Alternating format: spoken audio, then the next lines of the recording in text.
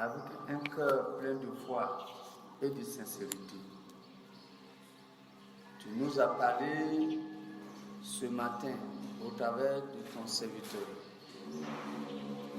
Et Seigneur, nous avons écouté avec foi. Nous avons accepté avec foi. Quand bien il y a des paroles que nous ne comprenons pas, c'est toi qui nous donnes la compréhension pour comprendre cela. Et nous voulons te louer, te glorifier. Seigneur, c'est toi qui es notre Dieu. Nous n'avons pas d'autre Dieu en dehors de toi. Oh, c'est pourquoi nous voulons nous attacher, nous accorder à toi et demeurer en toi pour toujours. Et rien ne peut nous séparer de ton amour. Oh Seigneur, c'est pourquoi ce matin nous avons répondu à ta présence. Seigneur, que ta bénédiction repose sur chacun de nous. Seigneur, les bénédictions provenant aussi de la parole que nous avons écoutée reposent sur nous. Tout à l'heure, ensemble, nous avons prié pour notre frère Abou. Oh Seigneur, nous croyons que tu l'as guéri.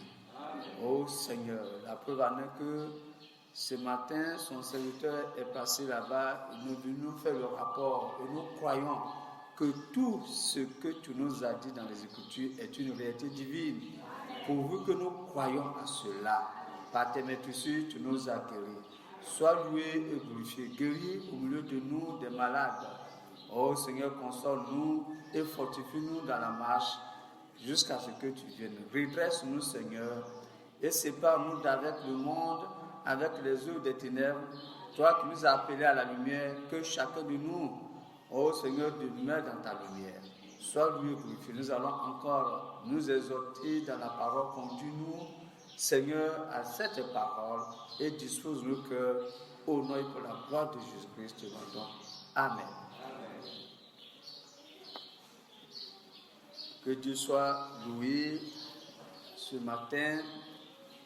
Je salue encore chacun de vous dans le précieux nom de notre Seigneur Jésus-Christ.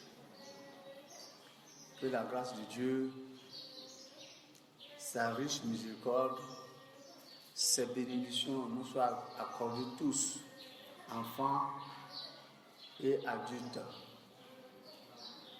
Tout à l'heure, nous rendons grâce à Dieu de ce qu'il a fait pour nous.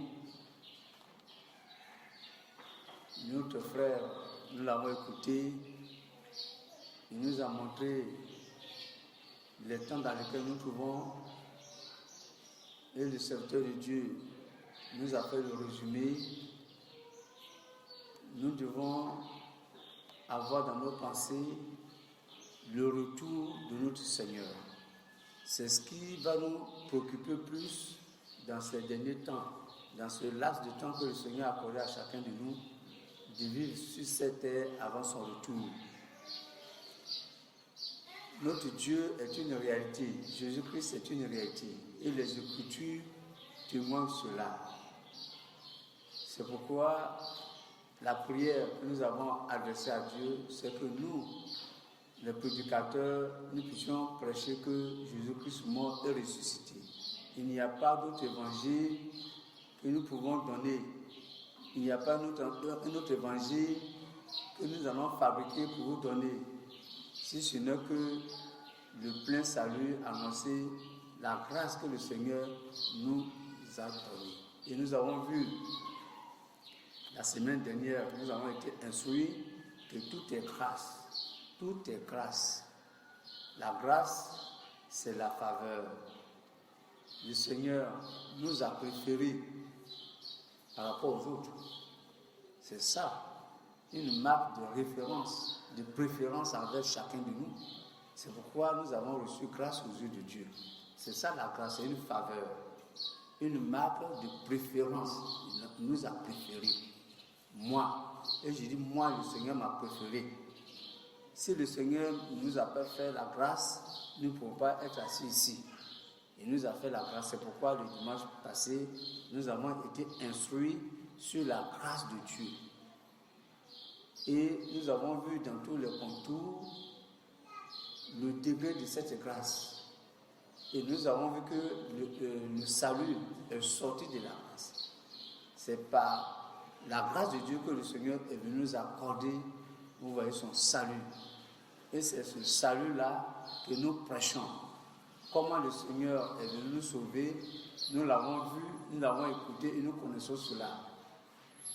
Et il est venu accomplir ce salut-là. Ce salut s'est manifesté à chacun de nous. Ce jour-là à Golgotha.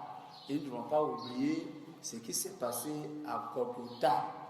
C'est là que nous sommes réconciliés avec Dieu. C'est là que le Seigneur a pardonné tous nos péchés.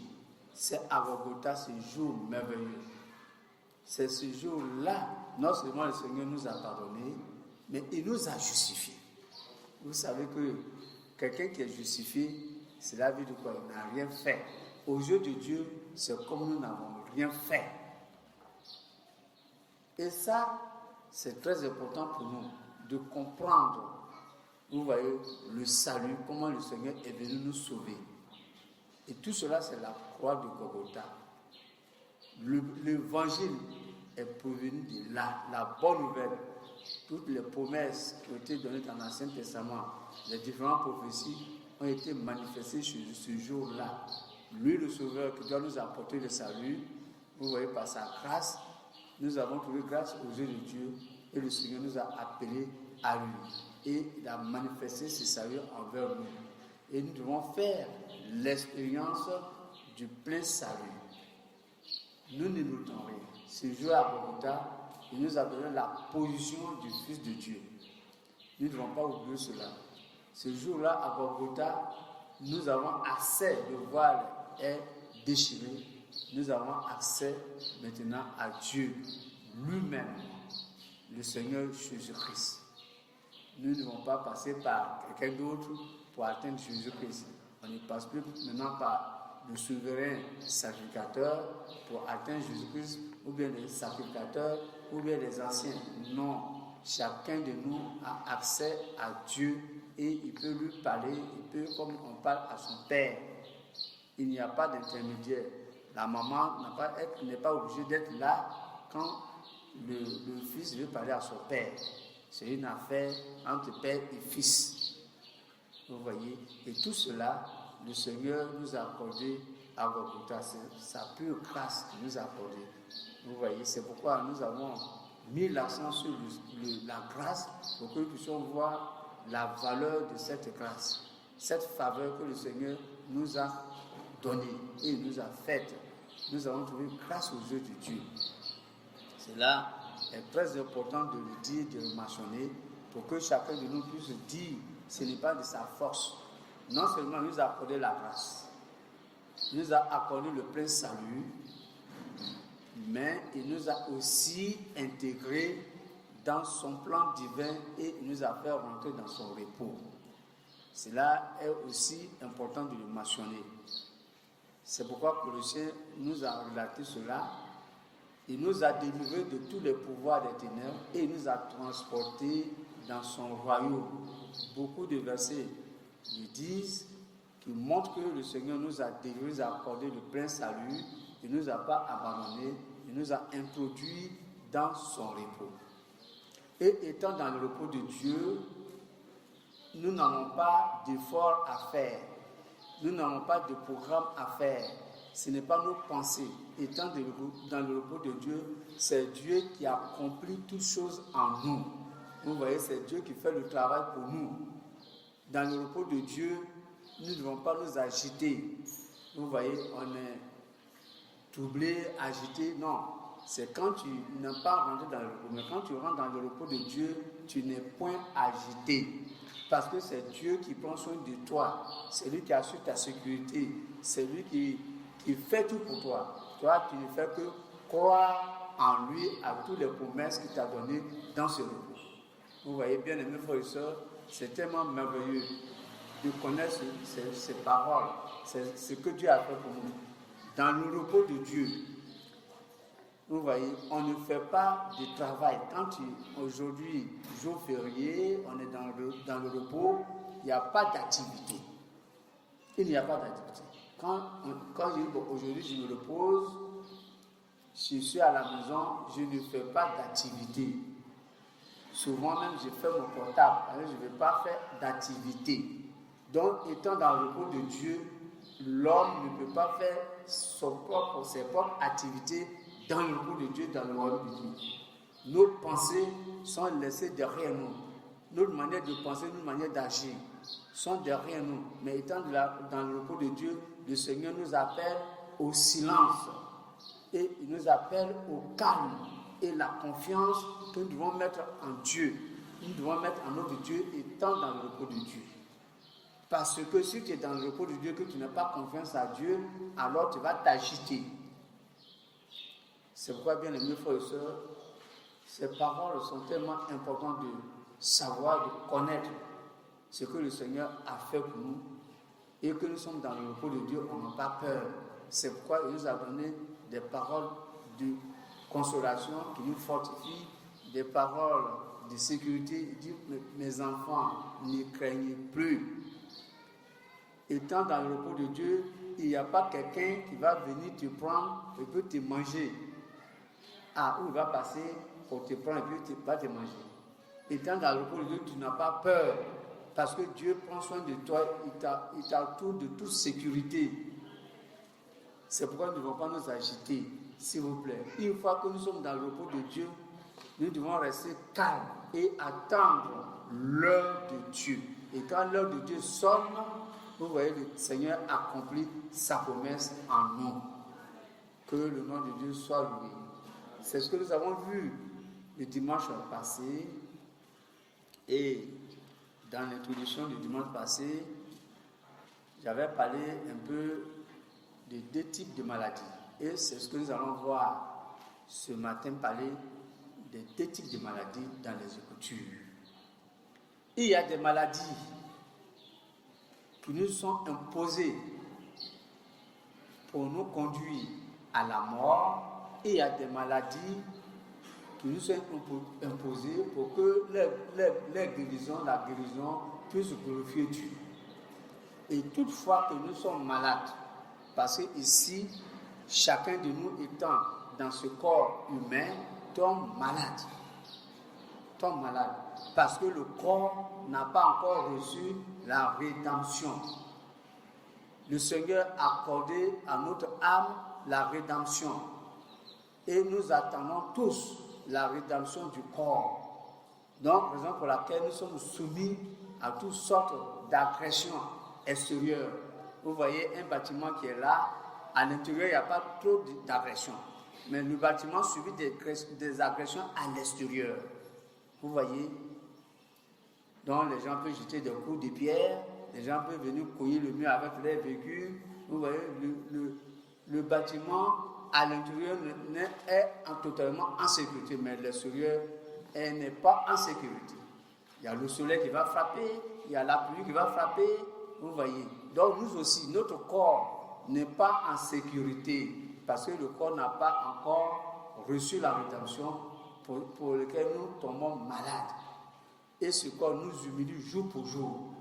Mais bientôt, nous allons recevoir la rédemption de notre corps. Si nous attendons l'enlèvement concerne la rédemption de notre corps. Et c'est ce que Romains chapitre 8 nous l'indique. Si Dieu voulant, nous pouvons jeter un coup d'œil à partir du verset 22. Que le nom de Dieu soit loué.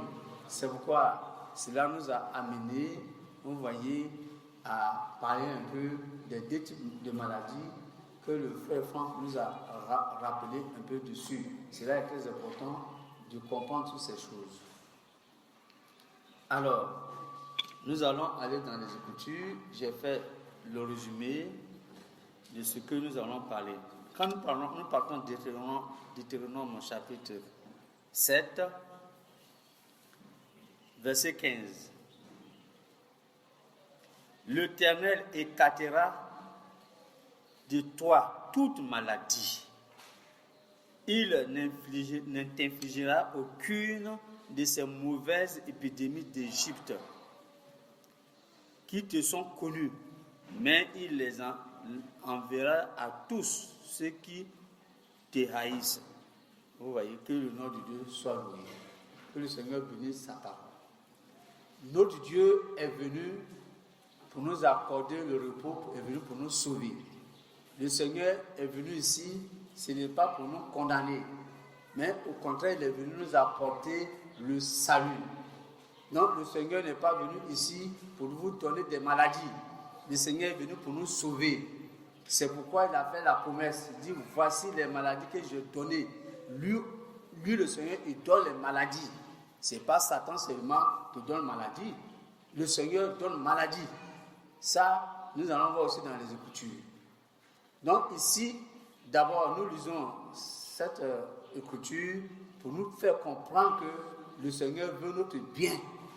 Il ne veut pas que le malheur nous frappe. C'est pourquoi à la croix du Golgotha, il a porté nos malédictions et il nous a donné les bénédictions. Amen. Le Seigneur nous a donné que des bénédictions. Il a porté en lui toutes nos malédictions. C'est pourquoi il est mort sur la croix. Il a été cloué. Celui qui est cloué à la croix, il est maudit. Vous voyez, comme dit les Écritures. Ce n'est pas parce que notre Dieu est maudit, mais seulement il nous fait comprendre que toutes les malédictions, il a portées à la croix du Golgotha. Et il nous a donné, vous voyez, toutes les bénédictions. C'est pourquoi il nous dit ici qu'aucune maladie d'Égypte, lui, il ne va pas donner cela à ses enfants. Et les maladies d'Égypte, ce sont les maladies que nous voyons. Ça a été décrit dans le livre de l'Ancien Testament, comment le Seigneur a envoyé des maladies en Égypte. Et ces maladies-là, il dit, ça ne vient pas sur ses enfants rachetés par le sang de Dieu. Amen. C'est important de connaître cela. Cependant, quand vous regardez dans 2 Chroniques 21,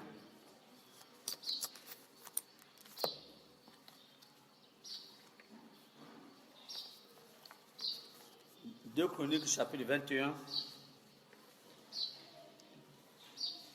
à partir du verset 18. Après tout cela, l'Éternel le frappa d'une maladie d'entrailles inguérissable. Elle augmentera de jour en jour. Et sur la fin de la seconde année, les entrailles de Joram sortirent par la force de son mal. Il mourut dans de violentes souffrances. Amen. Tout à l'heure, le Seigneur a déclaré qu'il ne va pas nous donner maladie. C'est pas ça. Et ici, il a frappé d'une maladie à un roi. C'est pourquoi lui-même, dans le Nouveau Testament et dans l'Ancien Testament, il nous dit, je fais grâce à celui que je veux faire grâce. Je fais miséricorde à celui que je veux faire miséricorde. Vous voyez, cela est très important d'avoir cela en pensée. Si le Seigneur a frappé ce roi de maladie inguérissable pour lequel cette maladie l'a conduit à la mort, ça c'est la volonté de Dieu. Vous voyez, beaucoup de frères et de sœurs sont morts par la maladie. Et souvent, on se pose la question de savoir pourquoi on a prié jusqu'à le frère est mort. Vraiment, Dieu n'est pas avec nous. Souvent, on le dit. Mais bien aimés frères et sœurs, cherchons toujours la volonté de Dieu. Et le Seigneur nous a montré sa volonté. C'est pourquoi nous avons vu. Si nous avons trouvé grâce aux yeux de Dieu, le Seigneur nous indique ses voies. Il nous montre sa volonté. Parce que nous avons trouvé grâce aux yeux de Dieu. La mort n'est pas abolie, la mort est là. Mais lorsque le Seigneur va achever son œuvre, c'est en cela qu'il va engloutir la mort. Mais la mort n'a plus de pouvoir sur nous qui sommes les enfants de Dieu rachetés par le sang de Jésus-Christ. Parce que ce jour à Golgotha, le Seigneur a laissé son corps et Satan qui allait se cacher derrière la mort, le Seigneur l'a poursuivi jusque là-bas. Et il a récupéré la clé de la mort et la clé de l'enfer. C'est pourquoi dans Apocalypse, il pouvait dire à Jean, moi j'étais mort et je suis ressuscité. Vous voyez, parmi les hommes qui sont passés sur terre, nous savons que Dieu, en Christ Jésus, s'est réconcilié avec nous. C'est pourquoi nous allons voir encore plus loin, lorsqu'il a dit que la maladie peut glorifier. Il y a certaines maladies, catégories de maladies qui glorifient Dieu, et il y a des catégories de maladies qui conduisent à la mort. Et ça, c'est une réalité divine du Seigneur. Il fait grâce à celui qui veut faire grâce. Il fait miséricorde à celui qui veut faire miséricorde. Quand nous tombons malades, nous devons demander la volonté de Dieu. Est-ce que cette maladie va me conduire à la mort ou cette maladie va glorifier son nom? Toujours. Mais nous ne demandons pas la volonté de Dieu quand nous sommes malades. Parce que quand nous sommes malades, la maladie, comme le serviteur de Dieu, le frère Branham nous a révélé, ce sont les démons. Ce sont les démons qui nous tourmentent. La maladie, c'est un démon. Et le frère Branham nous a donné la révélation de cela. Mais est-ce que ce démon-là va nous conduire à la mort? Et cette maladie va glorifier le Seigneur. Et c'est ce que nous sommes en train de voir. Le Seigneur déjà, il nous a annoncé qu'il ne va pas nous donner cette maladie. Ça, il a dit, les maladies d'Égypte. Mais est-ce que pour autant, notre corps n'est pas exposé? Notre corps est bien exposé. Est-ce que notre corps a reçu la rédemption? Non. Notre corps n'a pas reçu la rédemption. Ce corps attend la rédemption, attend l'enlèvement. Mais c'est l'âme, vous voyez, qui était malade dans le temps. Le Seigneur est venu guérir notre âme et il a racheté notre âme. C'est pourquoi notre âme ne pourra plus mourir. Parce que c'est le péché qui fait mourir notre âme. Mais il a ôté le péché en nous et il a racheté l'âme. Maintenant, il reste le corps. Il va s'occuper de ça. Ce n'est pas notre affaire. Pour nous, c'est que nous sommes dans son repos et nous attendons, vous voyez, ce jour glorieux où notre corps va recevoir la rédemption. À ce moment-là, comme il a dit dans les Écritures, il n'y aura plus de pleurs. Le Seigneur va essuyer nos pleurs, il n'y aura plus de maladies, il n'y aura plus de mort, parce que la mort sera engloutie. Mais laissons le Seigneur achever son œuvre. Mais pour l'heure, nous sommes sur terre, comme tout le temps, souvent les gens disent, toi tu es chrétien, et puis toi malade.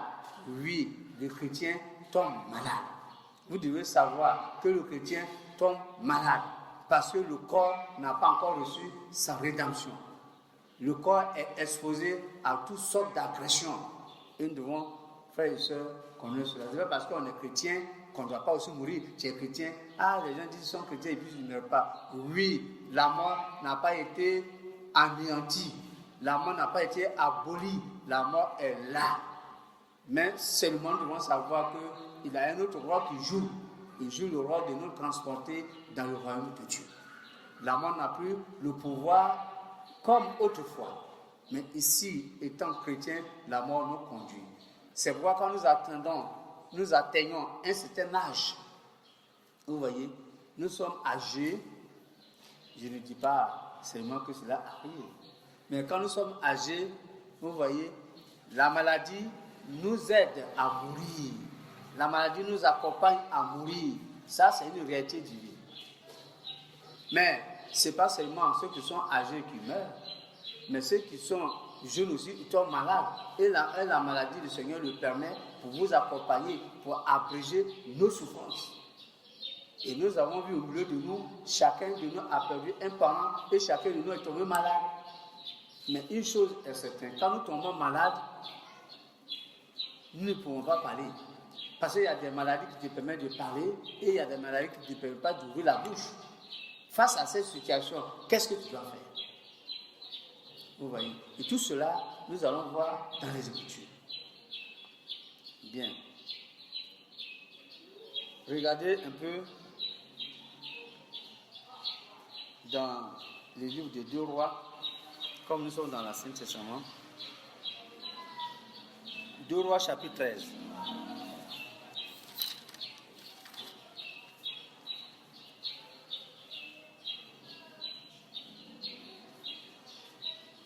À partir du verset 14.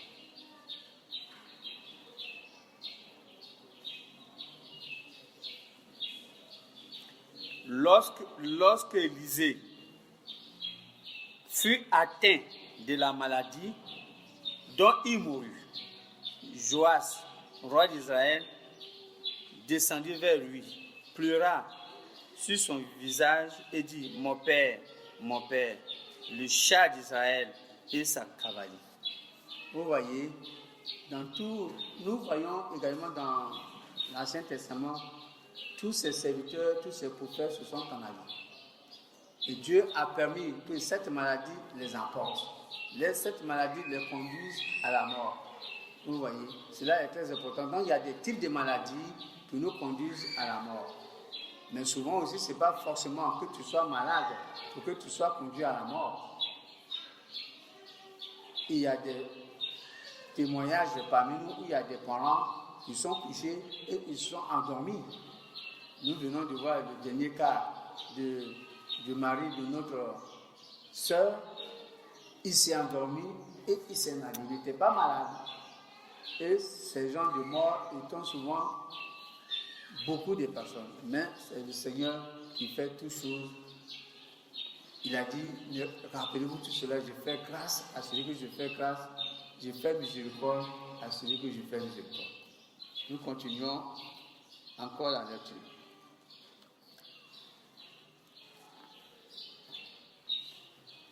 Nous allons prendre 2 Rois 8 encore, du verset 7 au verset 15. Tout à l'heure, nous avons lu 2 Rois chapitre 8. Comme nous sommes dans le livre du roi, là c'est un peu long. À partir du verset 7, on va lire. Élisée s'est rendu à Damas. Ben-Hadad, roi de Syrie, était malade.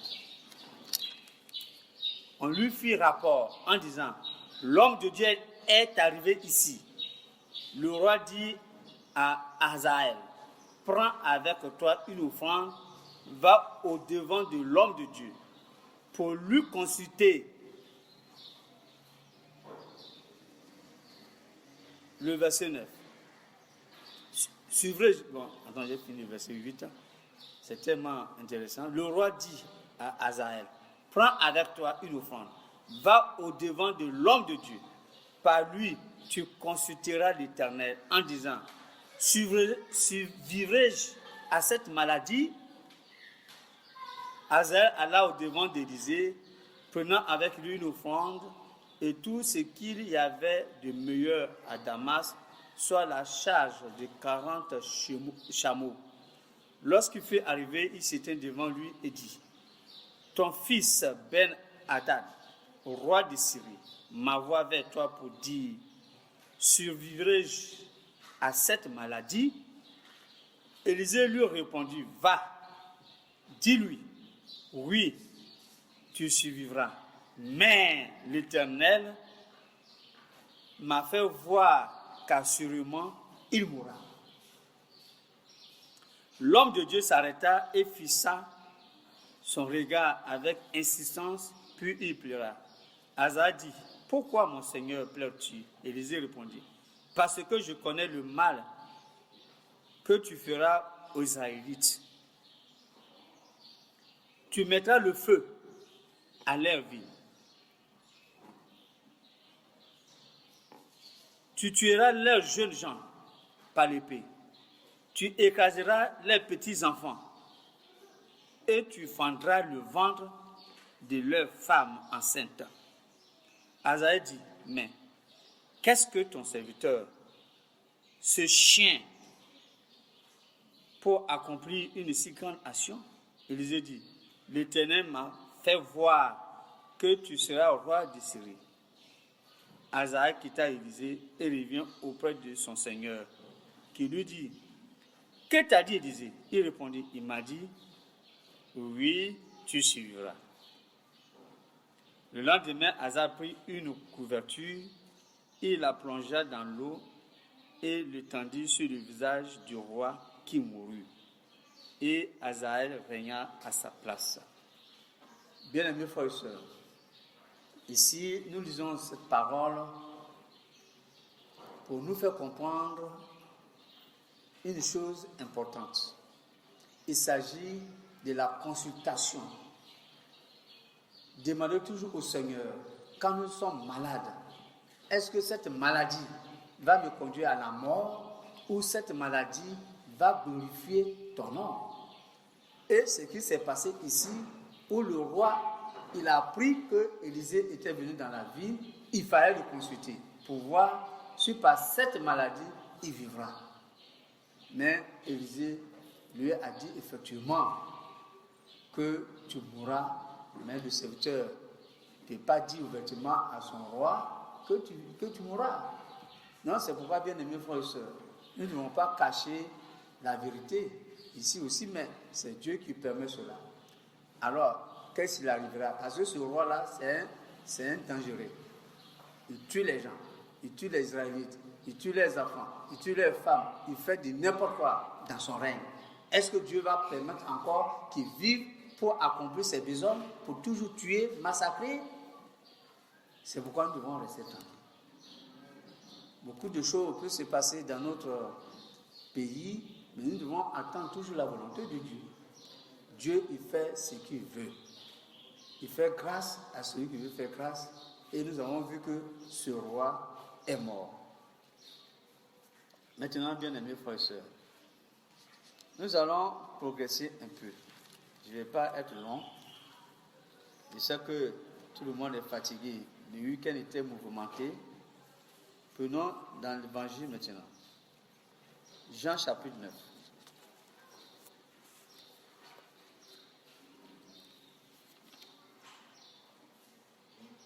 Jean chapitre 9. Dans le livre de Jean,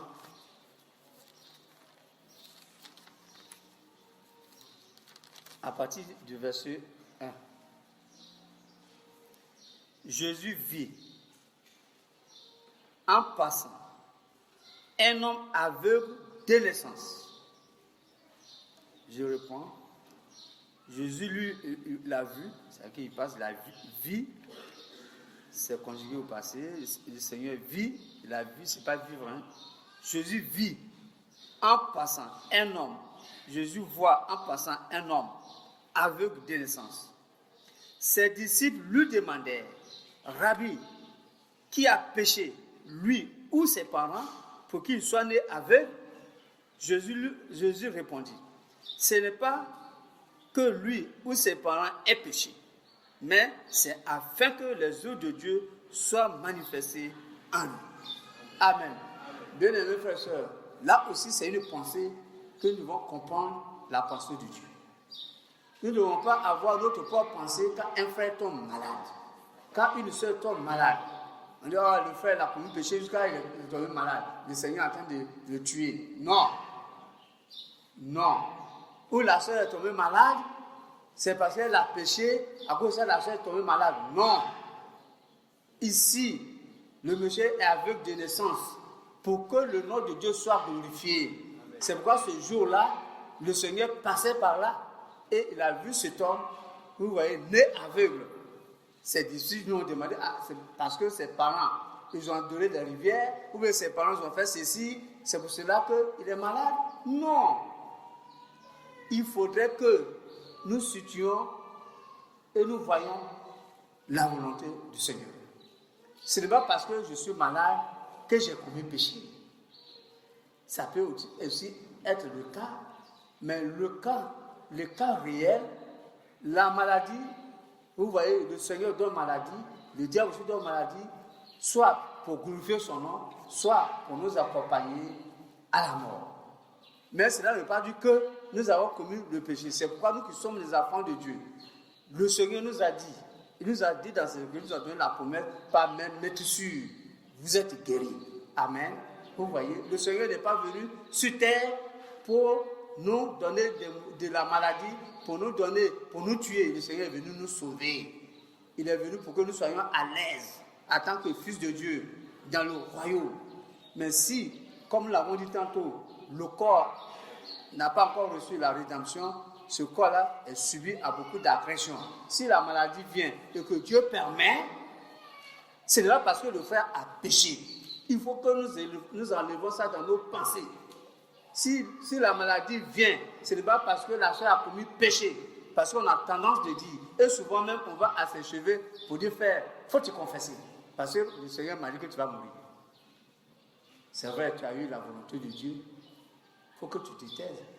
C'est envoyé de Dieu, c'est envoyé du roi. Quand Élisée lui a dit, Élisée a été prudent. Mais il sait que ce mal-là, lui-même là, il est mauvais et que Dieu a décidé son sort. Bien-aimés frères et sœurs, moi, j'ai eu beaucoup de témoignages à ce niveau.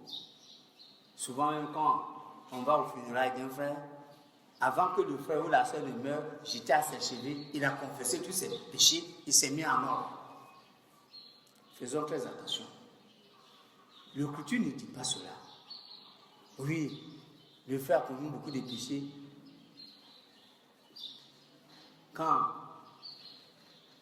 un de mes frères qui est mort dans ma main, ici dans ma maison, quand il était malade, les anciens sont allés le voir pour dire faut te repentir parce que tu as commis péché. Le Seigneur ne nous a pas donné ces instructions. Quand quelqu'un est malade, on va aller le tourmenter pour dire tu as commis péché. Il faut te repentir, confesse tes péchés. Et quand on va au funérailles, le frère, on rend témoignage. Le frère, avant de mourir, il s'est repenti, il s'est mis dans l'ordre. Tu es Dieu. Il s'est mis en ordre avant de mourir. Bien aimés frères et sœurs, nous devons faire très attention. C'est pourquoi le Seigneur nous a dit ici dans l'évangile de Jean, si quelqu'un est malade, ce n'est pas parce qu'il a commis péché. C'est là que la personne a vécu mal. Mais c'est Dieu qui fait grâce. Et c'est Dieu qui fait miséricorde. Si moi je suis malade et que la maladie va m'emporter, je rends gloire à Dieu. Mais il ne faudrait pas que les gens viennent me voir pour dire frère, il faut te repentir. Ou bien il faut écrire. Comme tu ne veux pas parler, voilà le frère Abou qui est admis à l'hôpital, il peut parler. On va s'approcher pour lui. Frère, il faut écrire ça dans le papier, ce que tu as fait avant, comme ce qui est mauvais. Parce que tu as fait des choses de mauvais, c'est quoi tu peux mourir. Il faut te répandre. Mets-toi en ordre, frère. Pardon, mets-toi en ordre. Frères et sœurs, nous devons avoir le discernement et connaître la volonté de Dieu. Nous tous, nous tombons malades, mais ce n'est pas parce que nous avons commis autre faute, nous avons commis ceci que nous sommes malades. Vous voyez. Et à ce propos-là, quand nous disons Jacques chapitre 5, vous voyez la concordance à cela. Qu'est-ce que Dieu nous dit? Jacques, nous connaissons ce verset.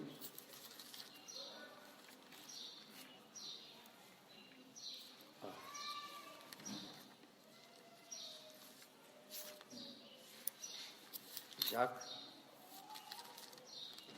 ma Bible là, c'est quoi là? Jacques chapitre 5, à partir du verset 14. Quelqu'un parmi vous est-il dans la souffrance? Qu'il prie. Quelqu'un est-il dans la joie? Qu'il chante des cantiques. Quelqu'un parmi vous est-il malade? Voilà, là où nous sommes. C'est le sujet là. Qu'il appelle les anciens de l'église. Et ceux-ci prient pour lui en loignant d'huile au nom du Seigneur. La prière de la foi sauvera le malade. Et le Seigneur le relèvera. Et s'il a commis des péchés, il lui sera pardonné. Amen. Les Écritures sont tellement claires. Quand quelqu'un est malade, il est dans une souffrance terrible. S'il ne peut pas parler, si sa femme ou bien son enfant est à côté de lui, ou bien s'il y a un parent qui l'appelle les anciens. Ici, celui qui est malade, il ne peut pas prier, mais c'est la foi des anciens qui le guérissent. C'est la foi des anciens qui va accorder le pardon, qui va le relever. Ce n'est pas lui qui n'arrive pas à parler qu'on va lui dire de se repentir, mais c'est nous qui vont à ses pieds, c'est nous qui prions avec foi. On ne veut pas demander au malade s'il a la foi, mais c'est nous qui prions pour lui, c'est nous qui devons avoir l'assurance de ce que nous faisons. Nous devons croire, parce que notre Dieu nous a donné l'ordre dans Marc 15, 16. Allez prêcher la bonne nouvelle. Celui qui croit, imposer la main et sera guéri.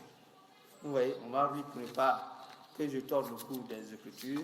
Regardez Marc chapitre 16. Marc chapitre 16, verset 15. Puis il a dit, allez dans le monde entier prêcher la bonne nouvelle à toute la création. Celui qui croira et qui sera baptisé sera sauvé, mais celui qui ne croira pas sera condamné. Le verset 17. Voici les signes qui accompagneront ceux qui auront cru. En mon nom, ils chasseront les démons, ils parleront de nouvelles langues, ils saisiront des serpents. Ceci sera jusqu'à la fin. Vous pouvez lire le reste. S'ils imposent la main sur les malades, vous voyez, ils imposeront les mains aux malades et ceux-ci seront guéris. C'est la foi que nous avons en nous, qui nous conduit, qui nous pousse, vous voyez, aller vers le malade et que nous imposons la main et nous implorons la grâce de Dieu parce que c'est nous.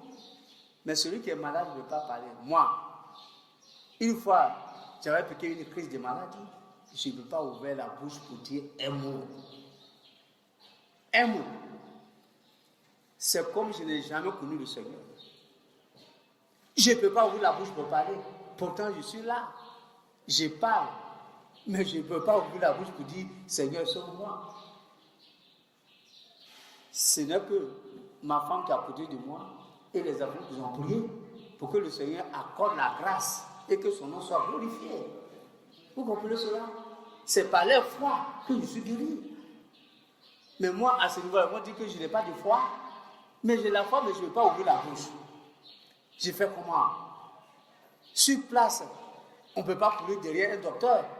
Mais en eux, celui qui croit, puisque eux-mêmes aussi croient, ils ont des filles de Dieu. Le Seigneur en eux, ils ont aussi le Spirit de Saint-Esprit. Il suffit qu'ils prient pour ton mari et ton mari va recevoir la grâce de Dieu pour sa guérison. Tu n'as pas besoin de courir à droite ni à gauche. Quand une chose arrive dans la maison, c'est la panique dans la maison. Mais nous qui sommes les enfants de Dieu, c'est pourquoi nous avons parlé du repos. Quand nous sommes en Jésus-Christ, on n'est pas agité. Une chose pareille arrive dans notre maison, on ne peut pas être agité. Amen. Je vais vous donner un témoignage. Quand j'ai cru au début, à Fakouli, avec le frère Gutenberg,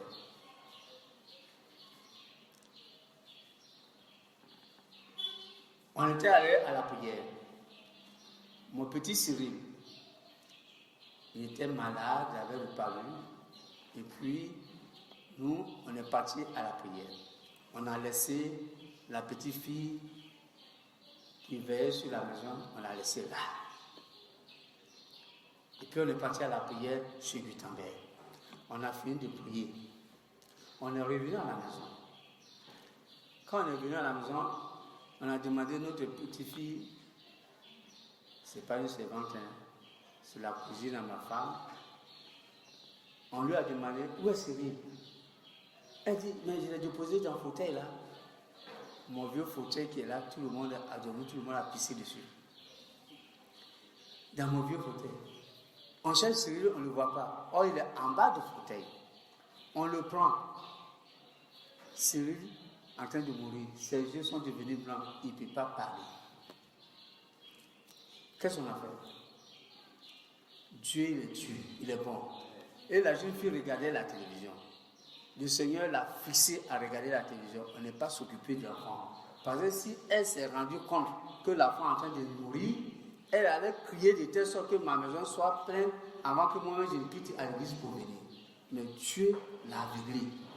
Rien ne se passe. Nous, on a pris l'enfant, on est rentré en chambre, on a prié jusqu'au matin.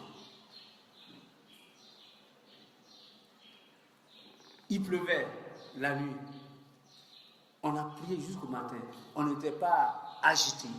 On n'a pas dit, bon, on va appeler le frère Gutenberg pour venir bien. Frère, il faut aller courir, porte ta moto. À ce moment, j'avais ma moto. Pour courir chez Gutenberg rapidement. Frère, vous venez. Non. On est rentré en chambre, dans le calme. Parce qu'on sait que c'est Dieu qui fait toutes choses. Dieu il est capable de nous ramener de la mort à la vie. Vous voyez, c'est lui qui nous ressuscite. C'est lui qui fait tout. Il faut le consulter. On n'a pas besoin de consulter quelqu'un d'autre. C'est vrai, quand on est malade, on consulte d'abord Dieu. Vous voyez, on a prié jusqu'au matin. Et lorsque, sous la pluie, on dit bon d'accord, on va arriver à l'hôpital. Parce que nous avons l'assurance dans nos cœurs que l'enfant est guéri. Mais cependant, il faut l'amener à l'hôpital. On arrive à l'hôpital, je vais voir l'infirmière. Elle habite à 100 mètres de l'infirmerie. Il pleuvait. Elle dit, monsieur Bokar, pourquoi tu viens m'importuner à 7 heures? Hein? J'ai dit, ah, madame, il est 8 heures. Elle dit, mais il pleut, tu vois qu'il pleut, je vais me reposer. J'ai dit, non, je suis venu avec mon fils, il est malade, mais ne vous en faites pas, pour nous autant, l'enfant est guéri. Parce que quand on est arrivé, on a mis le pied à l'hôpital, net à l'infirmerie, l'enfant a commencé à parler. Donc quand je suis allé chez l'infirmière, il n'y a pas de souci. J'ai dit, madame l'infirmière, je vous ai dérangé, prenez-vous le temps. Et elle s'est amenée à 10 heures. On était assis là, nous on avait l'assurance. Mais l'enfant ne peut pas tenir sur ses membres, parce qu'il a faibli. Il vient de loin. Il ne peut pas se tenir sur des jambes. Mais quel médicament la femme a donné? C'est des piqûres de palu là, comment j'oublie son nom, des injections, et puis on est parti à la maison. Mais regardez à côté, mon voisin, c'est des maisons jumelées. Mon voisin. Le même sort est arrivé. À minuit, son fils tombe malade. Vous voyez, Dieu nous a fait voir deux choses pour que nous puissions comprendre la grâce de Dieu pour tout ce qui Dieu a donné à trouver grâce aux yeux de Dieu. Mais quand lui, c'est un professeur, il a monté aussi comme moi. Son enfant est malade à la même heure. L'enfant mourait. Paniqué à bord, s'agité à bord. Il a couru. Oh!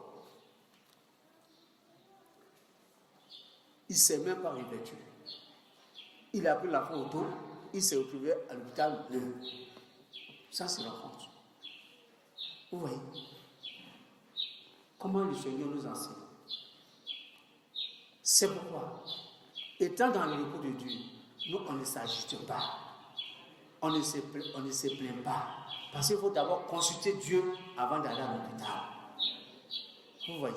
Mais lui, tout paniqué, attaché son enfant au dos, il prend la moto. Il ne s'est même pas rendu compte qu'il était nu. Il s'est retrouvé devant le premier nu. Vous voyez. Mais le Seigneur nous a fait grâce de comprendre et de rentrer dans le calme et dans le silence. Bien-aimés frères et sœurs, je vous dis cela parce que, quel que soit le degré de la maladie, le diable agite et l'attaque pendant la nuit. À une certaine heure, tu n'auras pas le temps d'aller à l'hôpital. Mais consulte Dieu sur place, demande la volonté de Dieu, prie ton Seigneur. Et la volonté de Dieu va s'accomplir toujours. Ne dis pas que moi, je ne suis pas un frère, je ne vais pas prier. Non, Dieu a donné le pouvoir, la puissance à tout enfant de Dieu. Vous voyez, nous qui sommes nés de nouveau, nous avons reçu le Saint-Esprit, le Seigneur nous a donné la puissance. Ce qu'on demande aux femmes, c'est de ne pas prêcher la parole de Dieu. Mais vous priez pour vos enfants. Vous n'avez pas besoin d'appeler toujours ancien. C'est lorsque la maladie dépasse vos compétences, à ce moment vous faites appel aux anciens. Et quand nous venons, c'est la prière de foi qui va relever le malade. Amen. Que le nom de Dieu soit loué. Nous continuons. Prenons Matthieu chapitre 4.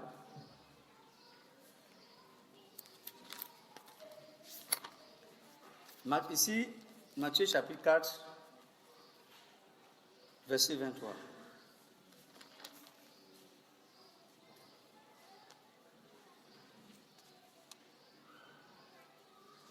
Jésus parcourait toute la Galilée, il enseignait dans les synagogues, prêchait la bonne nouvelle du royaume et guérissait toute maladie et toute infirmité parmi le peuple. Vous voyez, le Seigneur est venu pour nous apporter la paix. Le Seigneur n'est pas venu pour nous apporter, vous voyez, la maladie, il est venu pour nous apporter la paix. Mais quand un démon s'agite en nous, vous voyez, nous donne le pouvoir, vous voyez, de le chasser. Ces démons-là, ces maladies. Et la preuve en est que lui-même, il guérissait les malades. C'est un prototype d'exemple qui montre que, effectivement, notre Dieu, il nous aime. Il ne veut pas que nous soyons dans la souffrance. Amen. Regardez maintenant dans Jean chapitre 11. Il y a encore beaucoup de versets. Bon, on va en prendre un peu. Il n'est pas encore midi. Comme il n'y a pas Internet, on peut aller. Bon, Jean chapitre 11, verset 3. Ici, nous connaissons tous ce fameux verset. Regardez. On peut lire à partir du verset 1. Il y avait un malade, Lazare, de Béthanie, village de Marie et de Marthe, sa sœur. Marie était celle qui oignit de parfum le Seigneur et lui essuyait les pieds avec ses cheveux. Et c'était son frère Lazare qui était malade. Le verset 3. Les sœurs envoyaient dire à Jésus, Seigneur, voici, celui que tu aimes est malade. Ça, c'est normal. Parce que c'est lui. Nous avons lu tout à l'heure, il prêchait la bonne nouvelle, il guérissait les malades. Il n'y a pas de maladie qui peut résister devant le Seigneur. C'est pourquoi, d'aussitôt, Marie, elle est derrière Jésus-Christ. Parce qu'elle sait que c'est lui le seul guérisseur. Elle n'est pas allée, c'est pas parce qu'il n'y a pas les hôpitaux, mais elle allait au pied du Seigneur. C'est pour nous dire que dans cette pensée, quand on est malade, il faut aller au pied du Seigneur. Il y a l'hôpital qui est là, on n'a pas dit de ne pas aller à l'hôpital. D'abord, consulter Dieu avant d'aller à l'hôpital. Mais souvent, quand nous sommes agités par la maladie, on oublie Dieu. Et on cherche voiture pour aller à l'hôpital. On cherche un médecin. Mais d'abord, c'est d'aller au pied du Seigneur. Et c'est ainsi que Marie est partie au pied du Seigneur pour dire, Seigneur, ton bien-aimé Lazare est malade. Alors, qu'est-ce que le Seigneur répond? Le verset 4. Après avoir entendu cela, Jésus dit, cette maladie n'est pas pour la mort, mais pour la gloire de Dieu, afin que le Fils de Dieu soit glorifié par elle. Amen. Vous voyez, les autres cas de maladie, le Seigneur n'a pas prononcé un mot. Il prêchait, on a vu tout à l'heure, il guérissait les malades. Même celui qui est aveugle de naissance, au moment où les disciples ont reproché, le Seigneur n'a pas dit mot. Il dit effectivement, ce n'est pas parce qu'il a péché, mais c'est pour glorifier le Seigneur.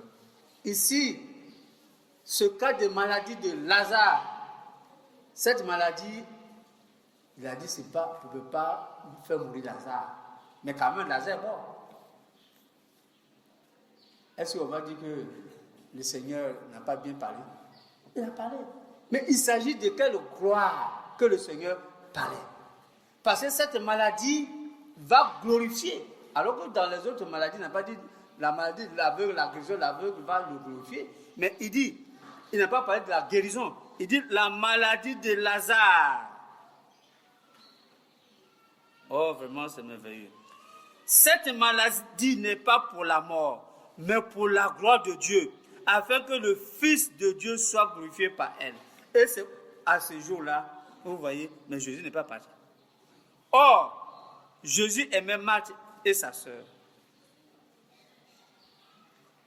Et Lazare. Quand il eut appris que celui-ci était malade, il restait encore 2 jours à l'endroit où il était. Jésus-Christ n'est pas parti.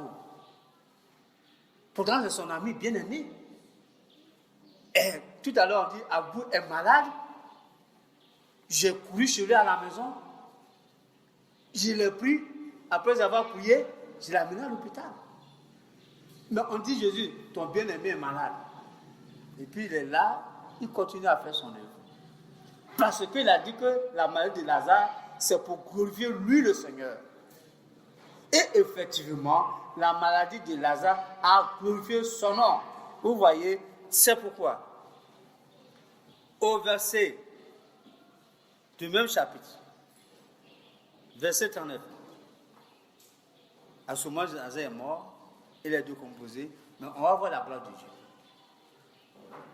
C'est pour cela, vous connaissez, le Seigneur Jésus-Christ dit, verset 25 d'abord, on dit, Jésus lui dit, moi je suis la résurrection et la vie. Celui qui croit en moi vivra quand même il est mort. Amen.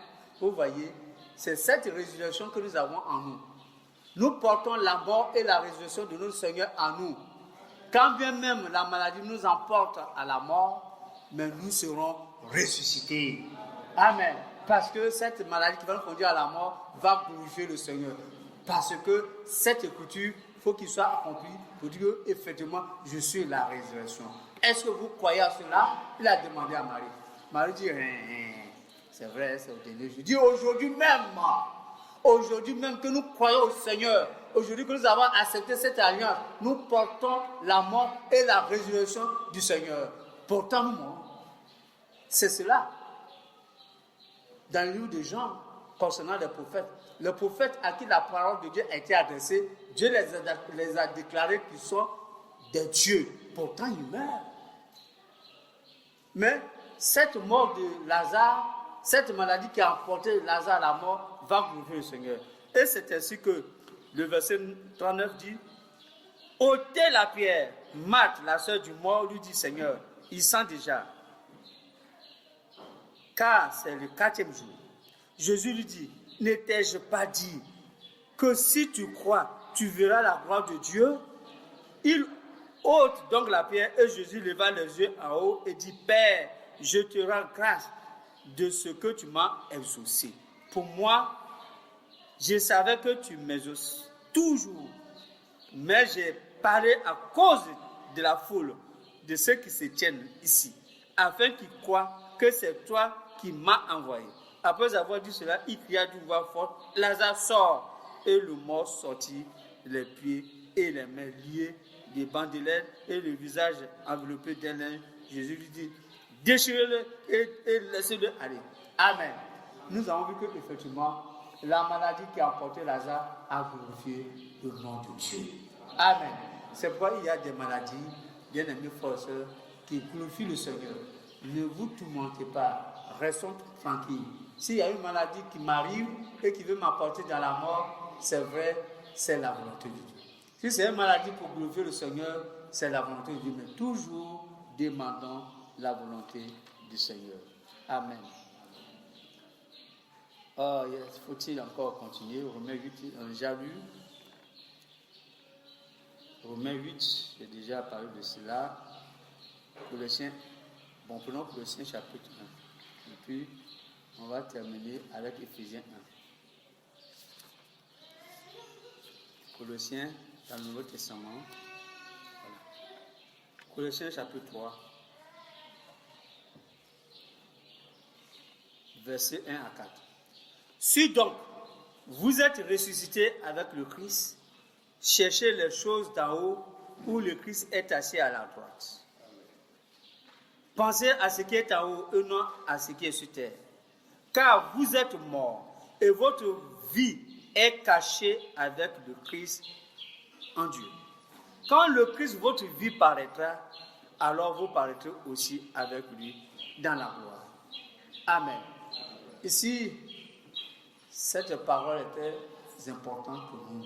Si nous savons que nous sommes morts, nous portons la mort et la résurrection du Seigneur Jésus-Christ, nous devons que nous affectionner aux choses d'en haut, ne pas regarder les choses terrestres. Vous voyez, si même la maladie va faire ceci, n'ayons pas la pensée des païens, ayons la pensée de Christ, parce que notre vie est cachée en Christ. Si nous vivons pour Christ. Si nous mourons pour Christ. Vous voyez, tout et tout pour Jésus-Christ. C'est pourquoi nous ne devons pas nous lamenter, quelle que soit la maladie qui va nous emporter ou qui va nous glorifier. Nous vivons pour Christ et le Seigneur prend soin de chacun de nous. C'est pourquoi dans le livre d'Éphésiens, pour montrer effectivement qu'il prend soin de nous, vous voyez, on prend ce verset-là et puis on va abréger Éphésiens.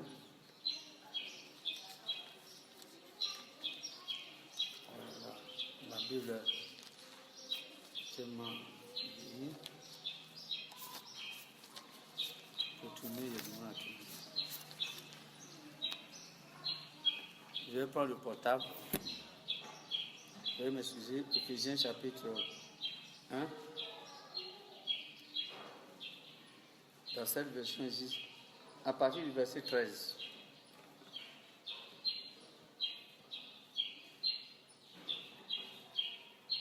En qui vous aussi,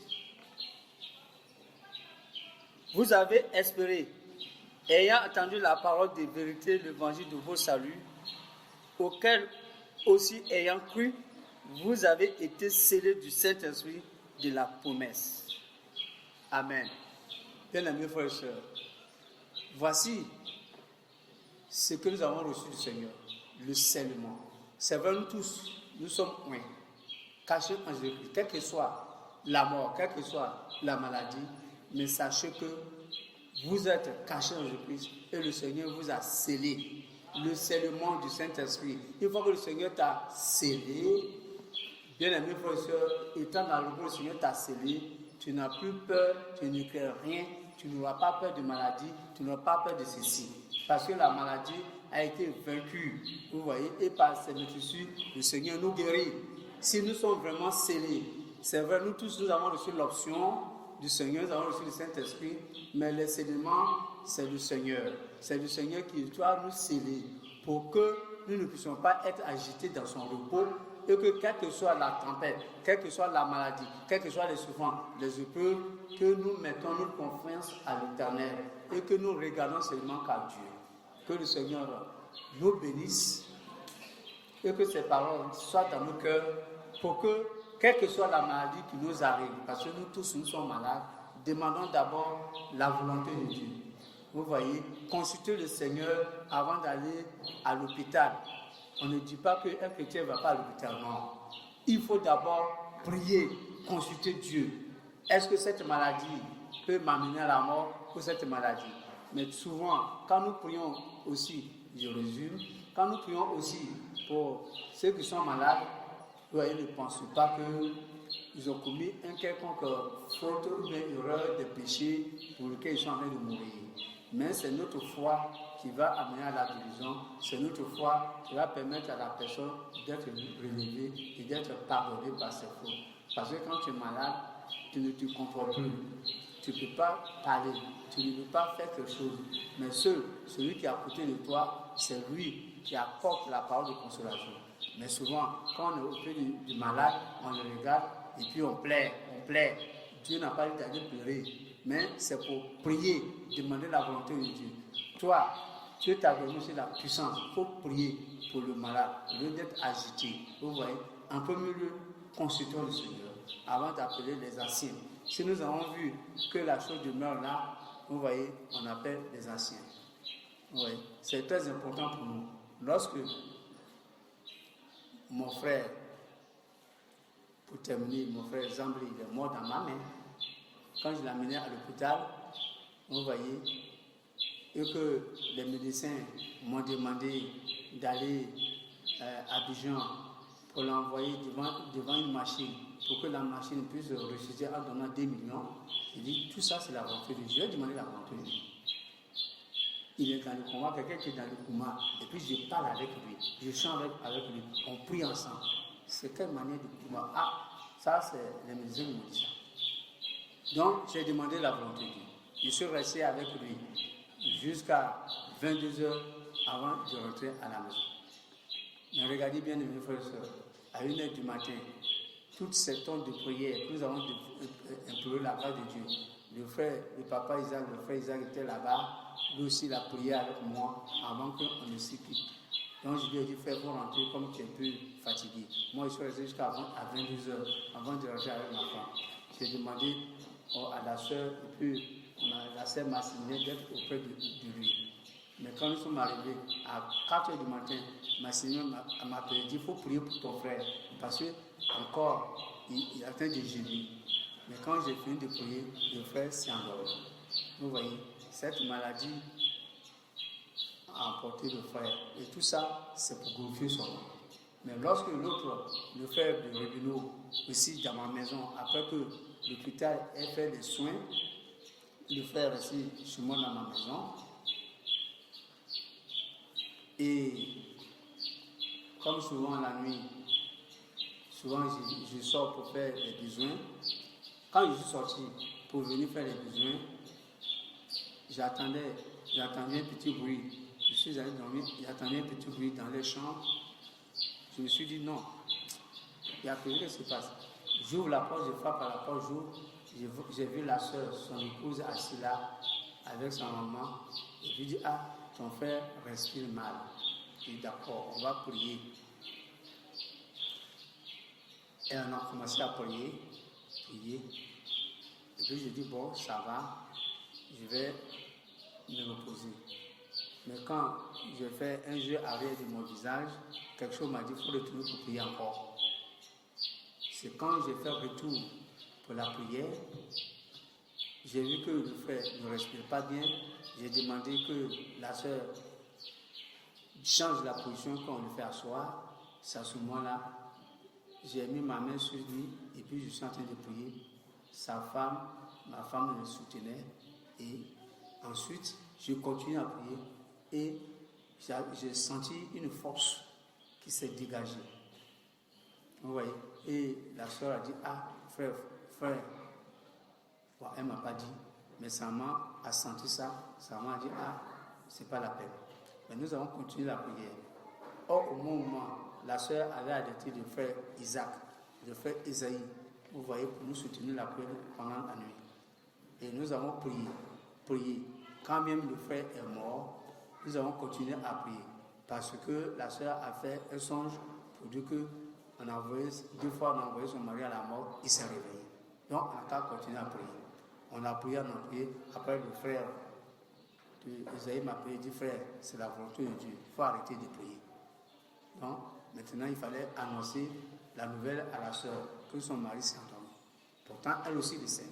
Tout le monde qui priait, tout le monde le sait. Mais nous voulons la volonté de Dieu. Mais la volonté qui a permis au frère de dormir, parce que le frère a souffert de cette maladie. Et tellement qu'il a souffert, le Seigneur a jugé bon que son serviteur rentre. C'est pourquoi toujours nous devons demander la volonté de Dieu. Si nous avons su la volonté de Dieu, après que le frère s'est endormi, on n'a pas continué. De 4 h du matin, il s'est endormi, on a continué jusqu'à 6 h, croyant qu'il va être ressuscité. Mais Dieu fait toutes choses selon sa volonté. C'est pourquoi toujours, il faut que nous cherchions la volonté de Dieu quand nous sommes malades. Et cette maladie, si ça nous a conduit à la mort, toujours c'est pour la gloire de Dieu. Si ça nous conduit à la vie, toujours c'est la gloire de Dieu. Frères et sœurs, cherchons toujours la volonté de Dieu quand nous sommes malades. Ne soyez pas paniqués. S'il n'y a pas un frère, si c'est la sœur qui est seule, cherche la volonté de Dieu, ajoute-toi. Parce que toujours on vit avec une personne. Si la personne n'est pas convertie, elle peut se paniquer, elle peut appeler un ancien et puis on peut venir. Mais si c'est une sœur qui a cru en Jésus-Christ, qui est baptisée, vous voyez, elle, le Seigneur lui a donné aussi le pouvoir. Vous voyez, il dit ici, voici les signes qui accompagneront ceux qui auront cru. Ce qui a été demandé à la sœur, aux femmes, c'est de ne pas prêcher l'évangile. Mais il s'agit de prière. Vous devez prier. C'est lorsque vous constatez que la chose dépasse votre compétence, alors vous appelez les anciens. Et les anciens viendront avec de lui pour implorer la grâce de Dieu et pour connaître la volonté de Dieu. Et c'est ce que le Seigneur nous instruit ce matin en ce qui concerne les maladies, parce que nous vivons cela au quotidien. Ce que nous devons savoir, c'est que notre corps n'a pas encore reçu la rédemption. Ce corps est exposé à beaucoup d'attaques, vous voyez, mais c'est notre âme qui a été sauvée par le Seigneur, rachetée par le Seigneur. Le corps, c'est vrai, a été crucifié à la croix de Golgotha pour ne pas que la chair, qui a le pouvoir, qui agit sur le corps, puisse nous dominer. C'est pourquoi la chair a été crucifiée. Mais seulement le corps est encore là, la mort encore là, la mort n'est pas abolie. Donc un chrétien, il meurt. Mais notre mort là, c'est un sommeil qui nous conduit, vous voyez, dans le repos éternel. Mais cette mort là glorifie toujours le Seigneur, parce que nous portons en nous la mort et la résurrection de notre Seigneur. Si nous vivons pour Christ. Si nous mourons, aussi nous mourons pour Christ. Sachons cela. Et que la maladie ne vous effraie pas. Et que la mort ne vous effraie pas. C'est parce que je suis malade que le frère a dit ceci. Alors je vais demander, cette maladie va me conduire à la mort. Attends, je vais consulter Dieu. Oui, il faut consulter Dieu. Il faut prier le Seigneur. Si la maladie conduit à la mort, ne disons pas que ce que j'ai demandé au Seigneur, le Seigneur n'a pas attendu. Le Seigneur a attendu bien, mais c'est sa volonté. Souvent, quand on peut dire, souvent on le dit ici, les maladies, les frères sont malades, on peut prier, ils ne sont pas guéris. Les frères le disent dans cette assemblée. Mais aujourd'hui, sachez que la maladie, il y a deux types de maladies. Il y a la maladie qui glorifie le Seigneur et il y a la maladie qui nous conduit à la mort. Ça, c'est la volonté du Seigneur. Fait la grâce à celui qui veut faire grâce. Il fait miséricorde à celui qui veut miséricorde. Mais sachant que nous devons toujours consulter le Seigneur quand nous sommes malades. Vous voyez, nous devons consulter. Mais ne disons pas que dans cette assemblée, on prie, il n'y a pas de miracles, le Seigneur n'agit pas. Non, c'est un incrédule qui peut dire ces choses comme ça. Vous voyez, là-bas, il y a des miracles. Ici, là, on prie. Il n'y a pas quelqu'un qui est guéri. Ça, ou bien on est dans le faux, ou bien peut-être on est dans le péché. La maladie, ce n'est pas à cause parce que tu as commis le péché que tu tombes malade. C'est toujours pour glorifier le Seigneur qui est le guérisseur. Amen. Je comprends et je comprends la douleur de chacun de nous. Mais sachez que le Seigneur nous a donné la promesse que 2 ou 3 personnes sont réunies, je suis au milieu de vous. Mais nous sommes plus que 2 ou 3, plus que 3 personnes. Et nous savons que ce que nous apportons comme la parole de Dieu, c'est pour guérir notre âme. C'est pour que notre âme soit ressuscitée, que chacun de nous puisse accepter et être converti pour le salut. Jésus-Christ mort et ressuscité. C'est ce que nous prêchons ici. Maintenant, voici les signes qui accompagneront. Si ces signes-là, le Seigneur a voulu, s'il n'a pas voulu, c'est sa volonté. Mais cessons de dire dans l'Église que Dieu, on prie beaucoup, il y a beaucoup de malades, et puis le Seigneur, on prie, le Seigneur ne prie pas. Non, ne disons pas ces choses-là. Ce sont les Écritures qui peuvent dire ça. Mais aujourd'hui, tu as attendu, tu connais ce que c'est la volonté de Dieu. Toujours cherchons la volonté de Dieu. N'attirez pas, vous voyez, l'incrédulité en nous. Le Seigneur, il guérit. Par ses maîtresses, il guérit. Il nous a dit qu'il ne va pas nous donner des maladies d'Égypte. Mais pourtant, nous tombons malades parce que le corps est exposé. Le corps doit tomber malade pour que Dieu soit glorifié. Mais si cette maladie nous a conduit à la mort, rendons grâce à Dieu et disons merci au Seigneur. Mais ne disons pas que, on prie et puis cette personne n'est pas guérie. Ça, c'est qu'elle dit ça. Les frères, Dieu n'est pas chez les frères. Les anciens, ils viennent, ils plient. Et puis la personne, là, la maladie est toujours là. Ne soyons pas effrayés. Mettons-nous confiance à Dieu. Étant dans le repos de Dieu, vous voyez, ils ne vont pas nous agiter. Ils ne vont pas parler des paroles qui ne sont pas bien, comme un insensé. Tout ce que Dieu nous donne, toute maladie qui nous impose, demandons toujours la volonté de Dieu. C'est par Christ que nous mourons, par Christ nous vivons.